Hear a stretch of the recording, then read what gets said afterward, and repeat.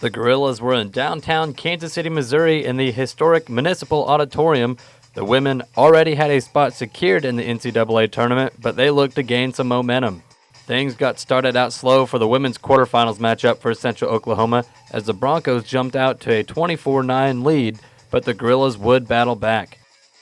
Pitt State would close the half on a 29-11 run to take a 38-35 halftime lead. In the second half, things continued to go Pitt State's way as the Gorillas would knock off the Broncos 78-71 to set up a semifinal game versus in-state rival Emporia State. Versus Emporia State, the Gorillas got on the board first as Anquineta Reed laid one in for two. It took Emporia State nearly 4 minutes to get on the scoreboard, but after that, the scoring was back and forth. Each team shot the ball well from the field as the game felt like a boxing match in the first half. Pitt State hung on to a short lead most of the half, but Emporia State would battle back and take a lead at halftime 25-22. But in the second half, the Gorillas were cold, only shooting 31% as Emporia State would pull away and win 67-53 to move on to the championship versus Fort Hays State. Here's what Coach Lord had to say about his team. Tonight was tough on us because they play so well defensively, and we just struggled to score. But again, give all the credit to Emporia State. Like I said, very well coached, and their team played very well today. And good news is, hopefully we'll get to see them again in a week. As Coach Lord said, looking at the bracket, Pitt State and Emporia State could play again in the second round. Pittsburgh State will play their first round game versus Northern State tomorrow at noon in Hays, Kansas. Next, we focus on the men's side in Kansas City.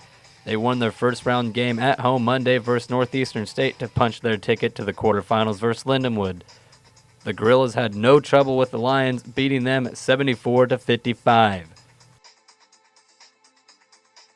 In the semifinals versus the MIAA regular season champions Northwest Missouri State, the Gorillas played great basketball all game. The Gorillas shot a dead even 50% from the field.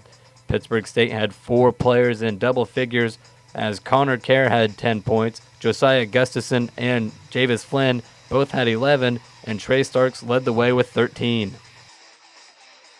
The win would put the Gorillas in the conference championship versus their rivals Missouri Southern. Missouri Southern would get on the board first, but Pitt State would answer with 6 of their own. Almost midway through the first half, Missouri Southern would knock down a baseline 3 to give them a lead, and that was the last time they had it. As Pittsburgh State would flat out dominate the rest of the way. The Gorillas forced all kinds of turnovers, and they took advantage. Pittsburgh State forced 18 turnovers and scored 24 points off of them. Leading the Gorillas to victory was junior guard Trey Starks with 24 points, and we'll have more on Starks in just a moment as Coach Muff had this to say about his team's performance.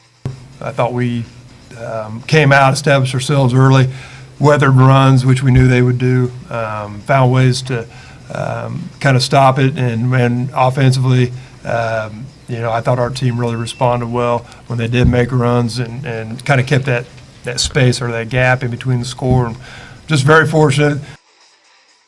Taking a look at the MIAA All-Tournament team, you see Pittsburgh State's Trey Starks and Josiah Gustafson. Trey Starks was also named Most Outstanding Player as he averaged over 15 points per game in the tournament.